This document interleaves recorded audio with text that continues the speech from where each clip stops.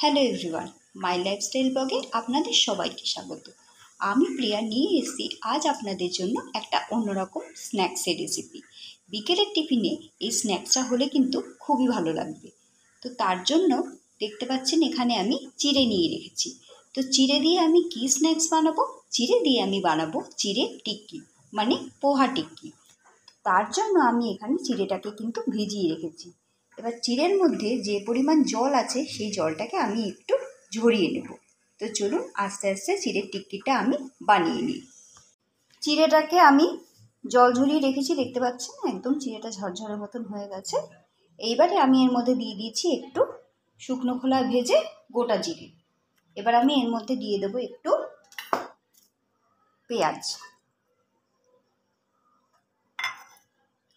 দিয়ে দেবো একটু এর মধ্যে টমেটো,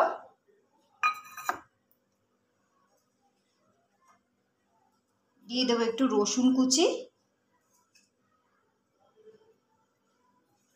আর দিয়ে দেবো এর মধ্যে একটু কাঁচা লঙ্কা কুচি।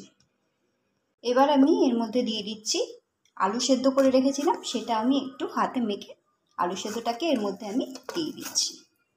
এটা বাইন্ডিংয়ের জন্য আলুটা লাগবে।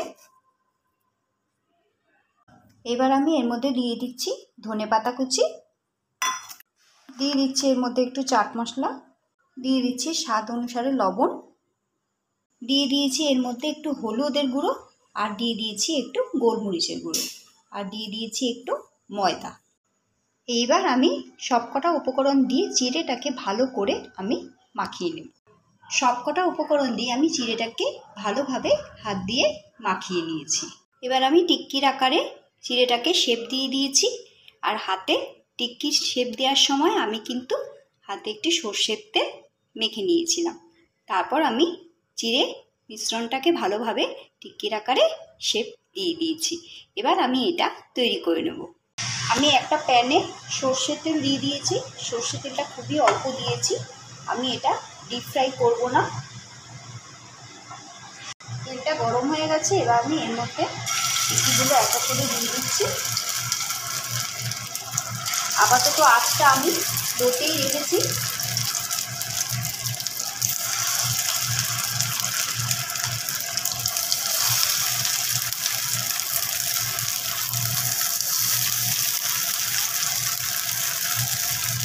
আপাতত এইটুকুই দিলাম, এটা একটু ভাজা হোক।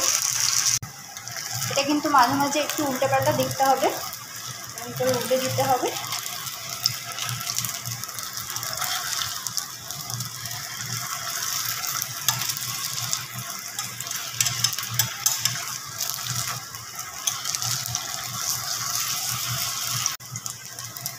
দেখুন কি সুন্দর, এক পিঠ ভাজা হয়ে গেছে, আর এক পিঠ এরকম করে দেখতে হবে। এটা একটু ভাজতে সময় লাগবে। আমি এখন গ্যাসের আঁচটা কিন্তু হাইতে আছে, কখনো লো কখনো মিডিয়াম, এরকমভাবে আমি ভাজছি। এরকম দেখুন কালারটা। এগুলো হয়ে গেছে। এবার এই টিক্কিগুলো আমি নামিয়ে নেব, বাকিগুলো আমি এইভাবে বানিয়ে নেব। তৈরি হয়ে গেছে চিড়ের টিক্কি, গরম গরম চিড়ের টিক্কি, আর তার সাথে চাটনি। চাটনির রেসিপিটা মা তৈরি করেছে। এর মধ্যে একটু ধনেপাতা, লেবু, চিনি, নুন আর একটা কাঁচা লঙ্কা দিয়ে চাটনিটা তৈরি করেছে।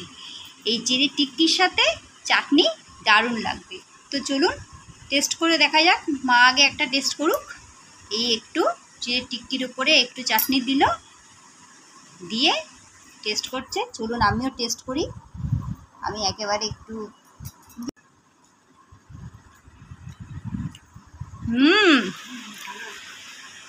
দারুণ। মাও বলছে ভালো হয়েছে।